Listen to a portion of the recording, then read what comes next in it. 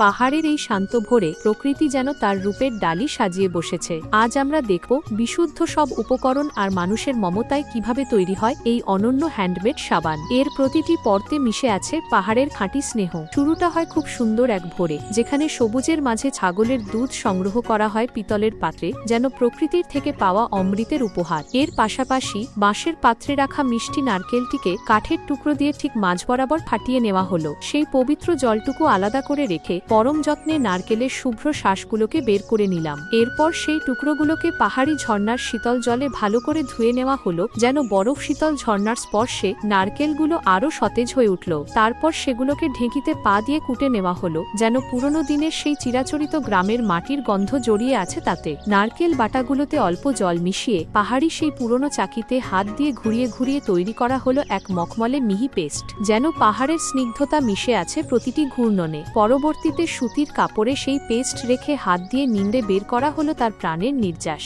এই জলটিকে 24 ঘন্টা ঢেকে রাখার পর পরদিন সকালে দেখা গেল পাত্রের ওপর বরফের মতো সাদা ঘন এক আস্তর জমেছে। আহা, কি অপরূপ দৃশ্য! যেন পাহাড়ের বুক থেকে পাওয়া বিশুদ্ধ ননি, যা এক অমোঘ স্নিগ্ধতা বয়ে আনে। সেটিকে খুব সাবধানে তুলে অন্য একটি পাত্রে রাখা হলো। মৃদু আঁচে জল গরম করে সেই আস্তরটি গলিয়ে পিতলের হাতুয়া দিয়ে ওপর থেকে পরম মমতায় সংগ্রহ করে নেওয়া হলো খাঁটি নারকেলের তেল। এ যেন তরল হীরা, যা আমাদের ত্বকে দেবে এক অদ্ভুত কোমলতা। এবার আসি এই সাবান তৈরির সবচেয়ে আকর্ষণীয় অংশে। রেশমের ছোট ছোট গুটিগুলো থেকে পোকা বের করে সেগুলোকে সিদ্ধ করা হলো। ভালো করে সেদ্ধ হওয়ার পর ঝাঁঝরি দিয়ে ছেঁকে রাখা হলো সেই রেশম। এরপর সেই নারকেলের নির্যাস আর রেশম মিশিয়ে তৈরি করা হলো এক গাঢ় পেস্ট। তাতে এক ধরনের বিশেষ পাহাড়ি আঠা যোগ করে চামচ দিয়ে সমানে নেড়ে যাওয়া হলো, ঠিক যেন কোনো রূপকথার মিশ্রণ তৈরি করছি আমরা। যতক্ষণ না মিশ্রণটি ঘন হয়ে আসছে ততক্ষণ তার দিকে তাকিয়ে থাকতেই ইচ্ছে করে। সবশেষে তাতে মেশানো হলো বিশেষ পাহাড়ি পাউডার, যা এই সাবানকে করে তুলবে আরো গুণবতী।